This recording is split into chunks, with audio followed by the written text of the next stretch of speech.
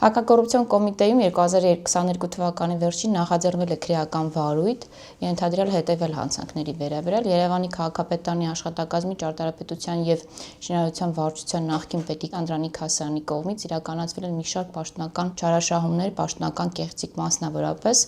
Նախաձեռնման մեջ նախատեսվել էր, որ Անդրանիկ Հասարյանի իր անձնական շահագրգռվածությունից ելներով իր հետ փոխկապակցված անձանց համար կազմակերպել է կեղծ աճուրդ, որի արդյունքում 2013 թվականի սեպտեմբերի 16-ին արձանագրվել է իրականում չկայացած աճուրդ, դրա արդյունքներում հաղթող է ճանաչվել Անդրանիկ Հասարյանի մտերիմներից մեկը։ Իրականում նախաքննությամբ հաստատվել է, որ տվյալ անձը գործել Անդրանիկ Հասարյանի եւ նրա ընտանիքի անդամների շահերից ելնելով եւ տվյալ աճուրդի արդյունքում համայնքային սեփականություն հանդիսացող 250 քառակուսի մետր մակերեսով հողամասը խառու-կառուցապատման նշանակության օտարվել է տվյալ անձին, սակայն իրականում դրա իրական շահառու եւ օգտագործող սեփականատեր է հանդիսացել Հասարյանը եւ նրա ընտանիքի անդամները։ Նախ աճուրդի ժամանակ, որպեսզի կեղծ աճուրդը կայացած համարվի,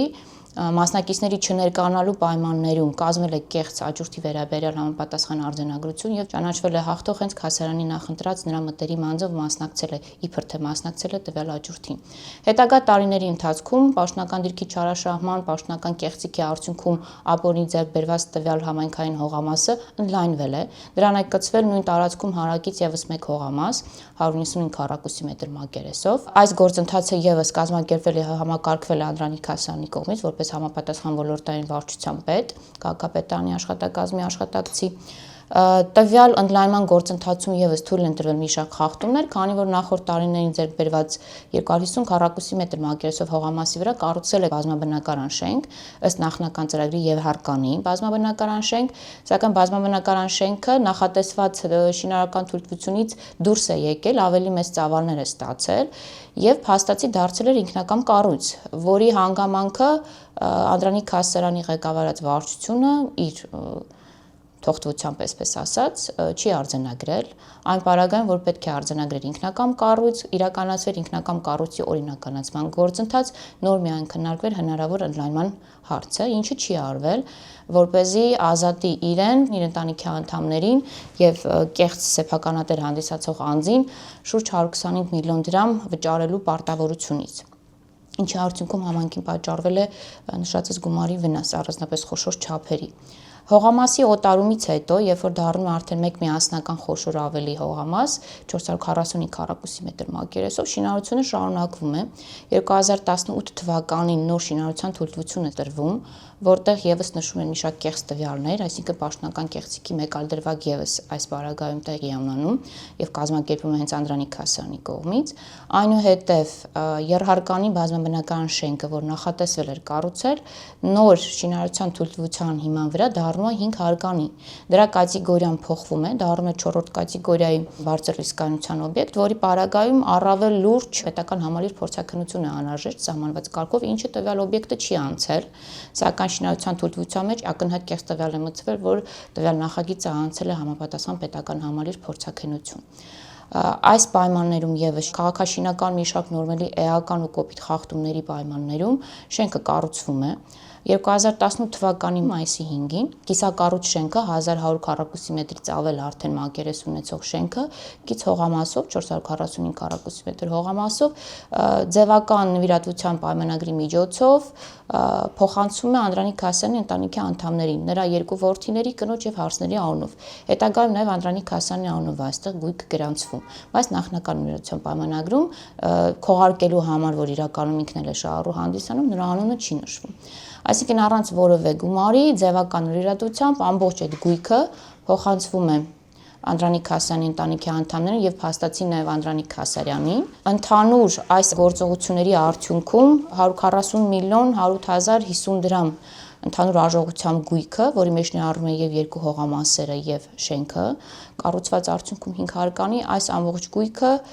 փողերի լվացման արդյունքում օրինականացում, այսինքն հանցավոր ճանապարհով ձեռք բերված գույքը, ստացված գույքը դառնում է օրինական այս սխեմայի արդյունքում։ Հետագայում տվյալ շենքի բնակարաններից որոշները արդեն մեծ մասը վաճառվել են այլ անձանց, տվյալ անձինք չէին իմանում, որ գույքը ձեռք է բերվել հանցավոր ճանապարհով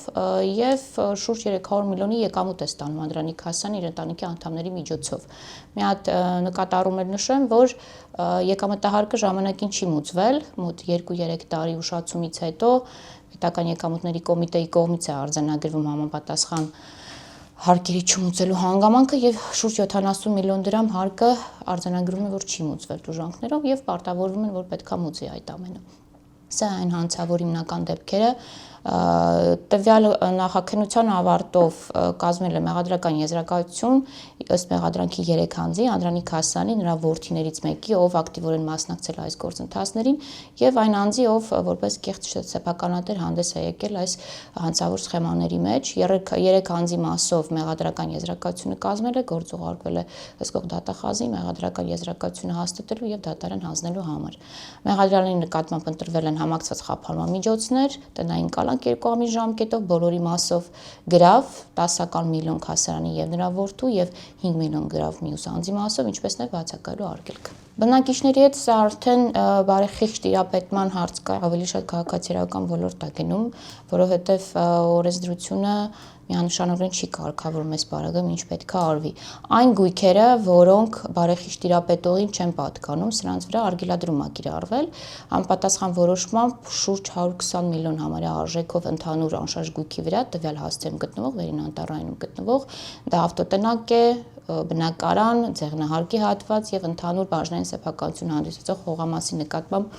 իրավունքները, սրանց վերաբերյալ համապատասխան որոշում է կայացվել, միջնորդություն ներկայացվել է դատարան գույքի արգելադրումը հաստատելու համար, որպեսզի կանխենք հետագա հնարավոր օտարումները, քանի որ բնակարանների մեծ մասը արդեն իսկ օտարված է, հետագա արդեն դատարանի որոշումից կախված դատախազության կողմից քայլեր կձեռնարկեն գույքը համայնքային սեփականություն դարձնելու ուղղությամբ։ Նշեմ նաև, որ Անդրանիկ Հասյանին օժանդակած իր պաշտոնական դիրքի չարաշահումներին օժանդակած անձանցից մեկը, նրա մտերիմներից մեկը նրա բնակարանի խուզարկությամբ հայտնաբերվել է կանխիկ գումար, հայկական դրամ, արտարժույթ, եվրո, դոլար, ռուսական ռուբլի,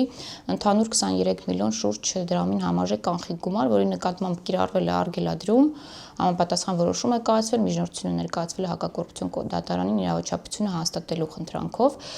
քանի որ տվյալ դրամական միջոցները մեր կողմից դիտարկվել են որպես հնարավոր վարույթային ծախսերը եւ համայնքին ու պետությանը հասցված վնասը վերականգնելու համար հետագա բռնագրավման ենթակա գույք, հետևապես ընդհանուր արգելադրված գումարի չափը, կանխիկ դրամը եւ անշարժ գույքը, որը արգելադրվել է, շուրջ 40 միլիոն ինձ կազմում, այսինքն այնքան, որքան որ տվյալ նկարագրված հանցանքների արդյունքում համայնքին ու պետությանը պատճառվել է գույքային վնաս։ Նույն չափով է գույքի վրա էլ արգելադրում է կիրառվել ապահովելու համար վնասի վերականգնման հարցը։ Նշեմ նաև, որ սույն քրեական վարույթի ընթացքում մեկ մաս է անջատվել, այսինքն 3 մեղադրյալի մասով վարույթ ուղարկվել է դատախազին մեղադրական եզրակացությամբ, իսկ հնարավոր այլ մասնակիցների վերաբերյալ, քանի որ գործ ունենք ոչ միայն մի պաշտոնատար անձի, այլ ենթադրաբար մի շարք այլ պաշտոնատար անձանց օժանդակության դեպքերի հետ, մասնավորապես ապօրինի աճուրդի կայացման հետ կապված կեղծ աճուրդի, այս մասով նախաքննությունը շարունակվում է եւ համապատասխան անձանց ինքնությունները հաստատելու, պարզելու եւ մեղավորության հարցը պարզելուց հետո համապատասխան դատավարական վարույթային որոշումներ կկայացվեն։